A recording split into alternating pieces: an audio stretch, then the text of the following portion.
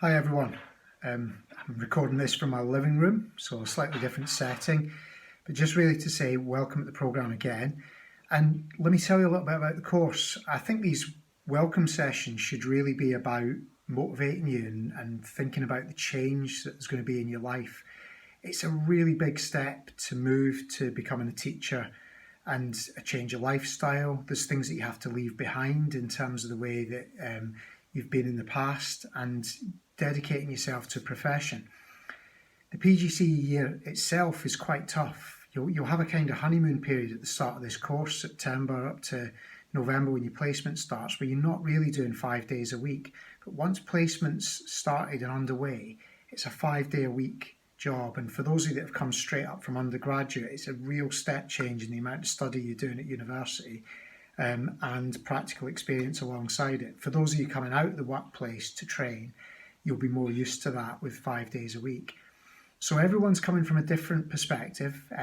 Within your groups, with your group tutors who you will have heard from by now, you've got a range of different personalities, people coming from all different backgrounds, teaching all different subjects. And that's the mix, that's the joy of this course. And it will be transformative for you. And I think you can look forward to the year ahead. The media students at this point will be looking, by the way, and seeing this video and saying, this is wrong, you need a better background and everything like that. And I think one of the key things that we have on the course is the fact that we've got all that shared expertise. If you've got a media student in your group and you're going to have to do some online videos like this, you're going to be able to pick their brains and say, actually, how should I be delivering that? What should I be doing? What should I be doing within my living room or within the study to make the bookcase look tidy or to get a better background? And there's lots of things that you can do on that. Anyway, let me tell you a little bit about the course, just really to set the scene ahead of the Collaborate that we'll be doing shortly. I'll talk about 3 different things. First of all is the academic, then I'll kind of talk about the pastoral side of the course, and then I'll talk about the placement side of the course. So from an academic point of view, you've probably had this information in a few different formats, but we've got this split this year between the online delivery, which will primarily be on a Monday, and your present in-person sessions, which you should now also have all had the timetables for, not just for the induction period, but also right up until the 19th of October, week commencing the 19th of October, and then through to December. What happens after that, we don't know, because we're really seeing what the COVID situation evolves as, but that's the plan as it currently stands. So we've got this split between blended and the actual present in-person teaching. And within that, we will be delivering the content that students would have got if you'd been on the course in the previous year and you'd be attending full time. And it's a mix. We obviously have to do it in a different way, and we've planned for that and we're delivering it in that different way. But you're still getting that important content delivery face-to-face, which is hopefully really useful. And the sequence, the modules, is the developing teacher, the research-informed teacher, the employable teacher, and then finally the outstanding teacher. And at the end of each of those modules, there's an assessment. We're not double whammying you at any point during the course. The professional reflective module, which is the one that links to your professional development. So first of all, it's a skills audit before you've started placement, and you'll be building that up and doing the parts of your portfolio you can do before placement starts. And then you'll be putting evidence and adding evidence to that throughout the year. So yes, there's a deadline at the end of the year, a little bit after the outstanding teacher, but it's not that you're suddenly having to develop a load of work from scratch. It's actually stuff that you've developed throughout the year.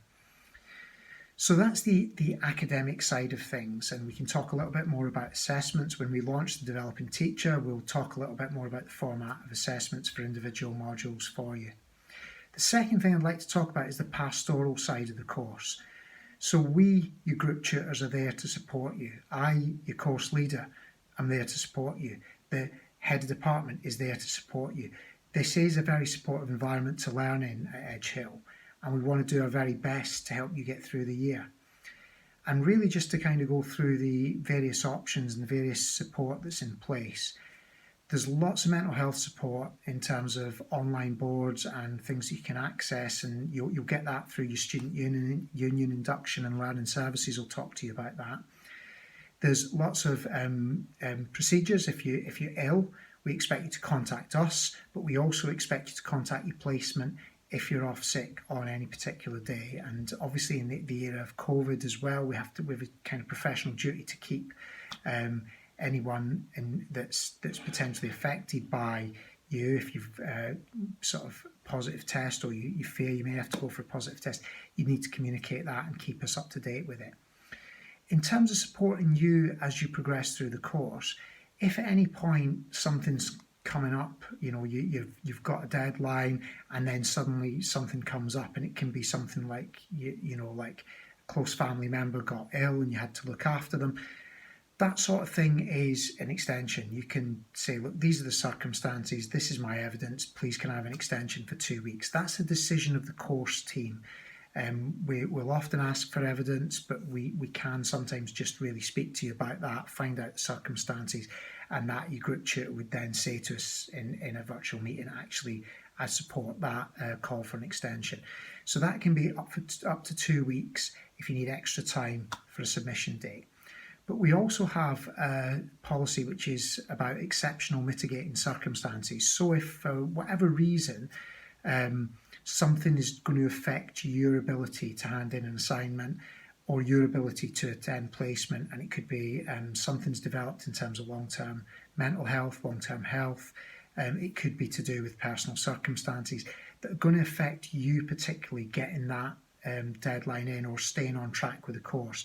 You can apply for an exceptional mitigating circumstances. There's a procedure for that, and that effectively takes the deadline away. And we would then have to speak to you about whether you were going to be trying to submit that by the end of the academic year, or whether you need to go beyond the academic year. There are also unusual circumstances, but typically this affects one or two people a year on the course, where something so dramatic happens that actually somebody says, look, I can't continue with the course. I really want to do the course. I'm up to date. I've been doing everything up until now, but actually I can't continue with the course because this has happened. Now, the university has a policy which used to be called intercalation, we now call interruption, that you can come to us and say, look, these are my circumstances. I need to absolutely pause the course, and I could look to come back next year, and that's what that allows us to do. So if that was to happen in January, we would pause the course for you, interrupt it in January. You could then return in January 2022, because it will be January 2021 when you get there. So it allows for that facility and for you to then return and successfully complete the course a year afterwards. So there are lots of options, and the thing that I would say to you is if anything is affecting you in terms of your well-being, your health, speak to your group tutor, speak to us. We are a really supportive team and we want you to succeed, so do get in contact if that happens to you during the course. The final point I was going to talk about is placement, and I'm not going to say too much about that because Dan Monaghan's going to have a whole session on that. And I'm sure you've probably got loads of questions on it in this morning's Collaborate, and I'll probably be answering the question by saying, that's really interesting. I'll say this now, but speak to Dan on Tuesday about that with your Tuesday Collaborate. But I think really it's about understanding that placements are going to differ for everyone on the course. So you're going to have some people starting the course this year who are in-service trainees. They are in a job. They arrive at the course in part-time employment. They're already getting paid for what they do, and actually for them they're already out doing that work, so they'll have to fit their academic study around it, but they're doing that from day one on the course. They're already getting paid, they're doing that. Other people will have pre-arranged placements. They will have come to the course with a pre-arranged placement, and that pre-arranged placement may already be saying to them, actually we need you in September onwards, and that's part of the reason why we've got a pre-arranged placement set up. You will also find in some areas that when we actually are able to match up a placement, that those subjects really want the students in early, and so you might find that some of your colleagues go in October because their particular placement is saying, let's get in. That's really unusual, but it does happen. November is when placements start to happen, and it's important to kind of think about it as being a window. It's not like a single date where everyone goes out on placement.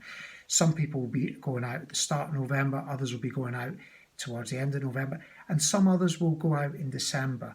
But it's really important to recognise that those 2 months are really for you to accumulate experience, observation, understanding the whole setting. And yes, if you get a little bit of teaching in that time, great.